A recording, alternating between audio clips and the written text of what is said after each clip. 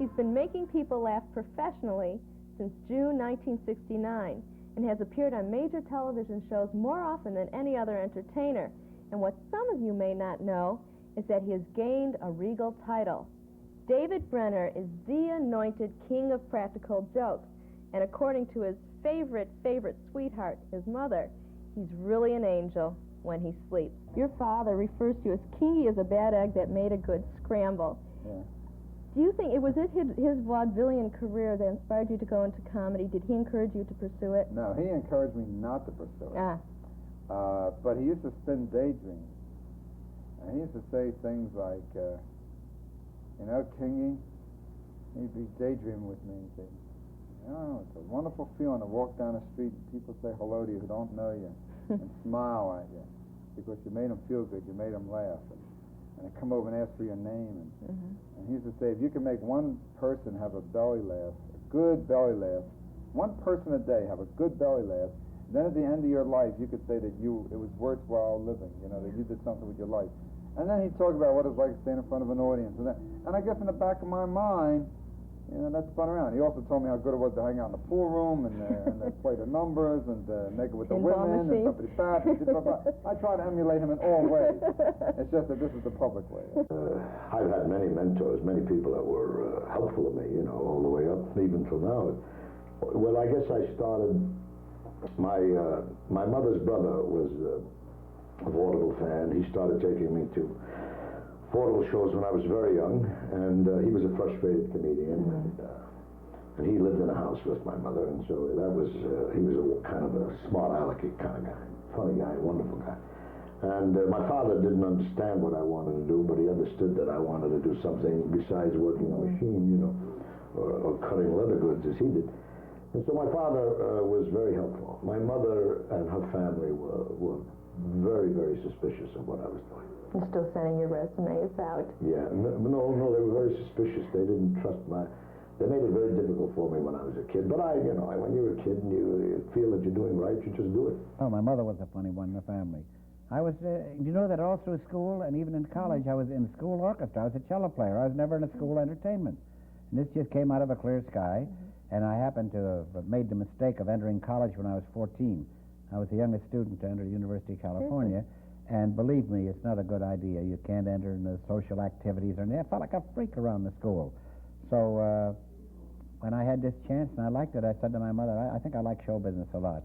And I was fortunate enough to have the kind of parents who said that you do in life what you like to do, because anybody who's working at things that they like, and if they're successful, are very, very fortunate. And they didn't give you the shtick, you've got to be a doctor, No, nothing. My mother thought at first I was going to be a lawyer and everything. She said, if this is what makes you happy, do it. They said, you're young enough to know in a couple of years if it's what you really want, and you can always go back to school. And my mother was a marvelous lady. My mother's 82 now, and she was a strong Politzion, you know.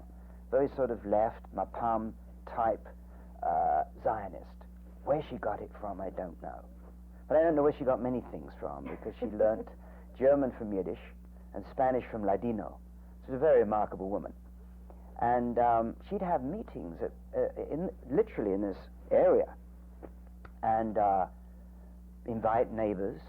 And Moshe Shertok, who became later Moshe Shoret, used to turn up and talk to us, and other people used to come and talk to people. Eventually, when I was 20, a Sabra officer came to London and asked for volunteers. Now, that was one very good reason for getting out of London, because it was getting very hot in those days. There was too much action. Are you doing anything now? Were you a student? No, I was a hairdresser. You see, I was a shampoo boy at 14. My education stopped essentially at that age. Anything else has been learned because I've been fortunate enough to associate myself with people who knew more than I did. But essentially, I was a shampoo boy. At 17, you became a regular at Leon and Eddie's nightclub. A little early. I was about 16, yeah. Now, that's awfully young. How did your parents react to that? Were they concerned or did they encourage you? No. There was no concern. First, it was done very clandestine. I was one of a large family, and nice Jewish boys didn't go into show business, but the fact that Al Jolson and Eddie Cantor and Georgia Jessel were all Jewish, no, my family first of all, they had no theatrical background whatsoever. But being the youngest and looking for a place in the sun, so to speak, and coming from the Williamsburg section of Brooklyn, which was quote-unquote a ghetto. I didn't know it was a ghetto until I got very old. But it was a very, poor neighborhood. It was a depression.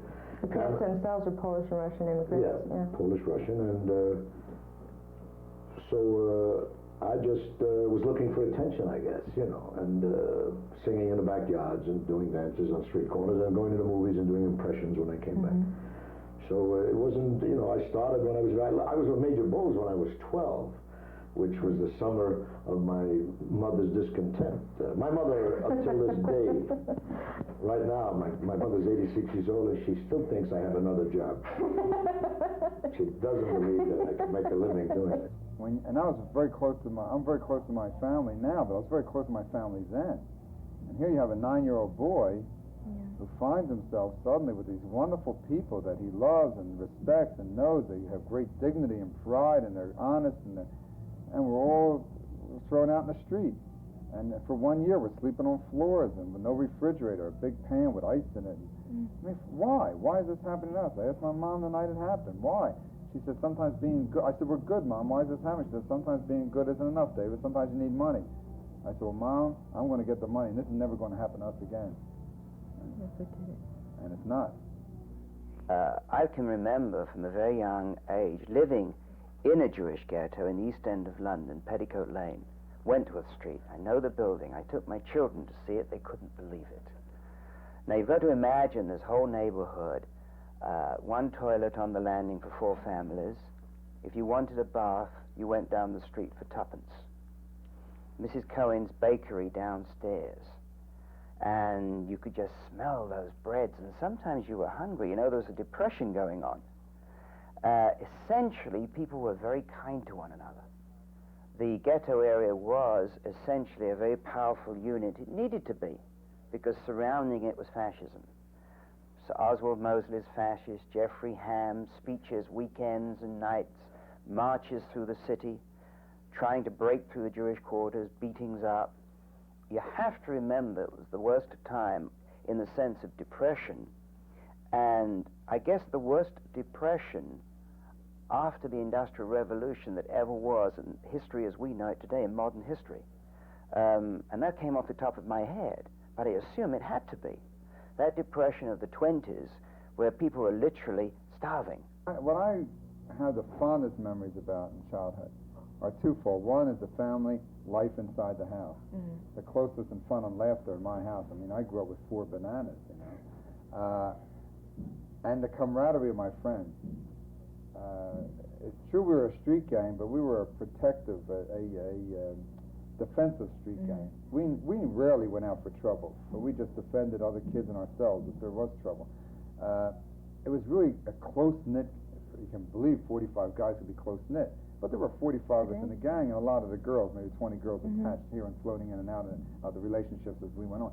And to this day, my closest friends are still the guys I grew up with on the street corner. In fact, they write of you that you would never instigate a fight, but you'd always be the first to defend. Yeah, the first one to throw a punch. Yeah. Because I always had the instinct of when it was going to happen. I figured, well, I better get in my lick now because I'm going to catch a few good ones after this. Just please. Yeah, rather than wait until some guy would hit me, I could feel the moment it's going to start, and I just figured, oh, hell. I think my grandson has a better chance to identify with my background and my Jewishness than my kids did, because every time when my kids were growing up, and and you find yourself saying things you swore you would never say. When I was your age, I was selling newspapers, and all of a sudden, my kids, my 2 boys, would look at each other. Oh, he's going on to do his thing. He's doing his thing now. That I worked in. It was very difficult growing up in a very affluent house to appreciate, understand. I took them back. They've seen it. They were bar mitzvah. They belonged to Temple, but I think what my grandson will have is the years of material that have been collected, the books. I don't think that my son's generation, they thought all Jewishness was Philip Roth. I'm a big Philip Roth. There seemed to be a period there where we made fun of it, and I think we should make fun of it because we are one of the great things about our people is the fact that we are so amusing. And sometimes you don't mean to be, but we instinctively are amusing people, funny people, and I mean this with great love. Humor, you must understand, got me into trouble. I was expelled over 200 times in 12 years of school. And most of them, well, a lot of them for fights, a lot of them for messing around with the girls, and but most of them for humor. So I got in trouble for humor, but it was an important value in my house. Now, what humor did do, when I said soothe the wounds, or however I put it, if something's bad, and like poverty, which is really rank, you can't glorify it. They try it in the movies, but if you live poor, you know there's no glory to being poor. It hurts. It used to hurt me physically even. I could have pain just thinking about being poor when I was poor, you know. I would joke about it. If I wore something that, was old and worn, I'd make jokes about it, and everybody would be laughing, and I didn't feel so bad about wearing this old pair of pants again, you know. That's how it soothes the wounds. And that's another reason I think my son isn't going to be that funny. Because I don't think he's ever going to be a slum kid. I'm trying to make him into a street kid a little bit, but he's not going to grow up in I had my first street fight when I was 4.5 years old. Now, I was out there getting all bloodied in a street fight when I was 4.5 years old. By the time I was 10, I'd had 100 street fights. I was one of the weaker ones. I could run very well. I was a 100-yard champion of my school. But yes, I was part of it. I was arrested with everybody else nights and taken home in the Mariah the next morning and given to my mother, who became very worried, but then she was a very strong Zionist. A good friend was knifed in a battle and was in hospital. I mean, this literally happened after the war. I guess there's a little gangster in all of us, too, especially if you're raised in the streets. You either run or you fight. We did when we were children. Eventually, if a bully is constantly attacking you, your human reaction would be to fight back. And you can't keep turning the other cheek. And there are and it's like the streets of London. The streets of London, those people couldn't be talked to. Died in the wool. Indigenous hatred from an early age. I mean, you don't have to talk just about Judaism. You saw less through Jewish eyes because non-Jewish guys are beating the hell out of you all the time. What I did for love is one thing. What I did for being Jewish is fight. You just fight, you fight, you fight, you fight. I mean, anti-Semitism was rampant when I was growing up. The only time I ever had now this will sound strange to most people, the only time I had real peace in the streets of my neighborhood was when a neighborhood became totally black and I was the only white guy. And that was the end of my street fight. Because they knew I'm living there because of one or two reasons. Either I don't care that they're black or that I'm crazy. And since I was both... They didn't want to mess with you. They're going to mess. Who's this white kid, 2 o'clock in the morning, walking down the street? What is he? He's not an installment buyer? He's not collecting money? What is this? It's a funny thing about Hasidim. Where I live in Rockland County, New York, in that area you'll find a great many of these very Hasidic Jews. They're very orthodox, very orthodox. And they all look pretty much alike. And these 2 Hasidim are walking down the street, and 2 black men are walking toward them. And one black man says to the other, "What the hell are them?" And the other fellow says, "Hasidim." He says, "I see them too, but what the hell are they?" Well, I'm a comedian who not happens to be Jewish, who is. I think it was ordained 4,000 years ago that I would be. I was out in Washington testifying about a year ago with Norman Lear and a whole group of us, and we met Jerry Falk. And he presented me with the 91 points of the moral judge. And he told me that if you do not agree with the 91 points, you're not a good Christian. I didn't need Jerry Falwell to tell me this. I know it 8 days after I was born. Some guy came in with a beard, with a razor. That was it. I'd like to find that son of a bitch forever. No, I don't know what a Jewish comic would be. I don't know. Menashe Skolnick was a Jewish comedian, Leo Fuchs was a Jewish comedian. No, but as I said, I use my ethnic background as what's very important. Do you weave that into your comic routine? Always. I can't think like a guy. Very difficult. Very sure of that, I would have got 100, but here's my definitely a killer if I live this thing up. There's one character you just adored when you were younger, besides your brother Moby Dick. That's Tarzan. When you found out he was coming to West Philly, you said, I love Tarzan, even if he's not Jewish. Because he wasn't Jewish. You knew it because Jews couldn't have that kind of muscular build, and Jews wouldn't swing from branch to branch. They wouldn't hang out with the animals nesting like that. Right. They'd have it carpeted, nice plastic covers on all the jungle.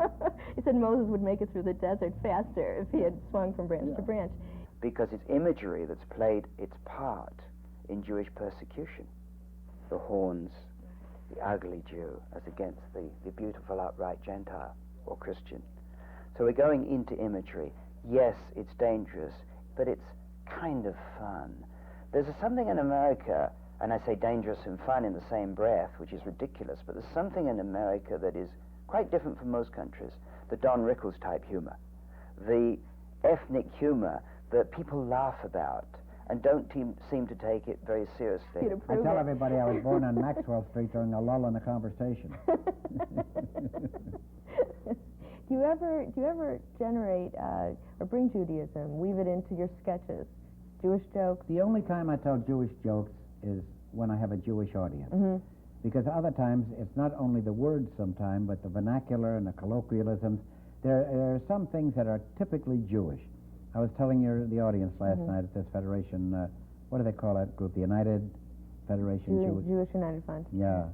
And I explained that to them, and I said, for instance, there are some jokes you can transfer to any dialect or any language, but then there are other things, for a sample, I told them a story about this guy in New York in the Lower East Side on Houston Street.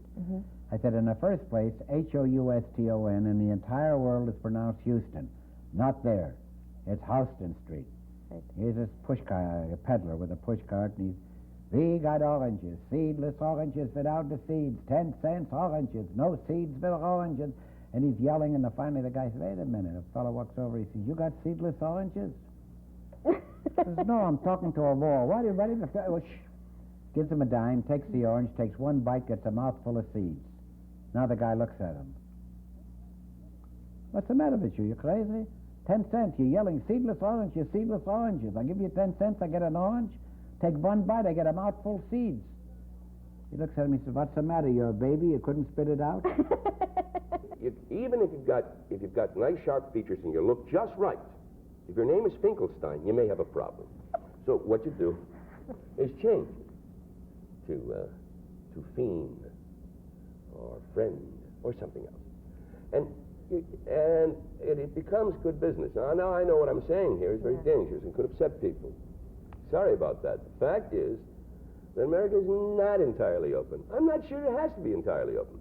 Because the people of America, and I've played all over America, have always treated me well. I have no complaints, particularly in Chicago. I have no complaints. You have such a majority Polish community in Chicago. There's such an enormous Polish-Irish community in Chicago. German. What do you think I'm going to do? Make a living only from a bunch of Jews? No. They're a minority in this city. They're a large minority, but a minority. Well, they come to see me, but everybody comes to see me. So I'm looking at my bread and butter out there, which is not necessarily Jewish. And I know that they accept me. I think they're surprised. The image of hairdressers and any connotation to do with fashion, beauty, the arts in the section of the arts that I'm in, which is the seeing arts, the visual arts, body movement, how you handle yourself, hair, geometric shapes, clothes, looks. To some people, it's facetious to say the least. So they wouldn't give a thought whether I was Jewish, Christian, or Mohammedan. They would look at me as Vidal Sassoon, the hairdresser who managed to create something in his own field and has gone on to other things. I don't think they really think of me in a religious context until I open my mouth. And then what? I think then they see, if not a dedicated religionist, they see a very strong Zionist who has been brought up with those ideals from a very early age. You fought in the 48 War of Independence. What mark did that leave on you? I think the thing I remember most was when the road opened, because we were surrounded, and the buses came through. And not only the Palmachniks, and the kibbutzniks, but the people coming through, the bus drivers and the new fresh faces, all singing Hebrew. It was a tingling sense of wonderment. It was so exciting. That's one great moment I'll always remember, when the road opened to the Negev and we saw these buses coming through and we knew we'd won that particular war. What did Israel do for me? It's essentially it's a sense of dignity. We didn't have it as European Jews. We were ghetto Jews. Our mentality was ghetto.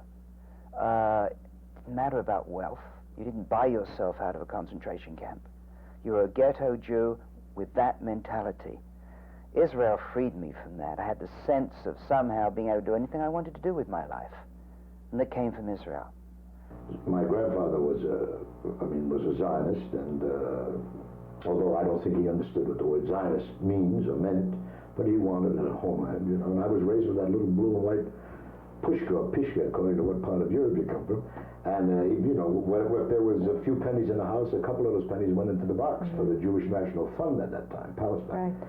So I was raised with this, and then, of course, a child of, growing up during World War II and the Holocaust, not as, although my family was very fortunate, they left Europe in the early 1900s, but that identification, was with the Holocaust was just carved into my head, And so the pride, even though there are many things that they do in Israel that I don't agree with, and I fight with the politicians all the time. I think that's part of being Jewish, and also part of a democracy. So it gives me great pride. When I was in New York about a year ago, I saw lots of articles about you and being raised on Jewish food. I do a lot of cooking. They say shitterang. Shitterang, that's what my mother always said. And in fact, I didn't enjoy Jewish cooking until much later in my life, because I was raised on it. It was shoved in my ears and my nose, And it was, eat because they're starving in Europe. And then I ate everything, and they were still starving in Europe, and I was a fat kid. So I treat Jewish cooking now as an art form. My mother was not a great artist. I mean, I'm sorry to say this. What were you raised on? I was raised on everything. A lot of Kaiser rolls, egg salads, and a lot of meat that had cooked for about 4 days. Oh, yeah. It had to be. My mother didn't even understand what gray was. It had to be black. The reason Jews eat ketchup is I was raised in a house where everything was kept so kosher. No, everything was kosher. They poured this rough salt on it. The way you make a steak. My grandmother used to make a steak this way. First of all, you take the steak, and it got to be from a certain part of the body. The leanest, ugliest part of the body. Take a rib steak, put it down, and then pour rough salt on it, see? And the salt draws all of the juice out of it, see? Then you wash that off. Then you put it on the broiler. Put it under the broiler for a half hour on each side until it is black, absolutely black, in the middle. Then you put it on the table and say, here, have a nice steak. The only way you're going to taste what you're eating is to pour ketchup on it. My wife's a good cook, but she hates to cook. She'll tell you herself, how can you burn Jell-O? But no, I enjoy good food, but I'm not a good cook. But my mother's a bad cook, and one time when I was a little kid, and this really demonstrates how bad a cook she is, I bought some rubber hot dogs. I didn't buy them, I stole them in a 5 and 10, these rubber hot dogs. And I put them on my father's plate. Monday night we had hot dogs. On Monday night, my mother always, she kind of knew a thing about Monday night hot dog. I don't know what it is. So Monday night, I flipped the 2 hot dogs over his plate and put them in a napkin. And I put these 2 rubber hot dogs on his plate. And he sat there and he was working to cut it, and that hot dog was doing this.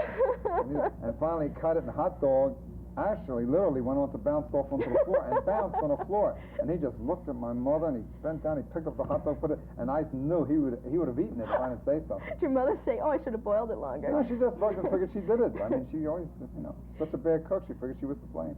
One last thing before we close. I'd like you to relive one of your favorite childhood pastimes. Something I'd like you to growing. take Oh. a bite of Oh. a soft mustard, Oh. a soft pretzel with Here, mustard. I thought you had one of the girls I didn't get. That's it, It's not straight bad. out of Not West Philadelphia. Philly. No, That's close. straight Chicago. Yeah, Chicago, but it's not bad. David Sure. Brenner, thank you so much for Thank sharing you. your time with us. Maybe you'll share some of the pretzel with me later. I'll be glad to. Well, you are one of my all-time favorites. You have very good taste. And I know Shelley Berman, there's a value of that name to us, a value of a very brilliant and versatile actor. I hope Chicago's a springboard, a launching pad for future fulfilled fantasies of those reviews. And I'm just so pleased you gave us the time. I know you have to go on set in about an hour. Thank you so much for being with us today, Thank you. Shelley. You've got my vote, Myron Cohn. Thank you so much for being with us, Thank you. WJUF.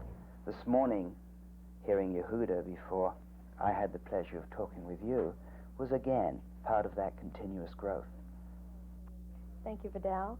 I heard this before I came in here, but I never go by hearsay. More importantly, you're a real mensch. And thank you so much. Good for word, being with mensch. us. I love that word. Thank Thank you.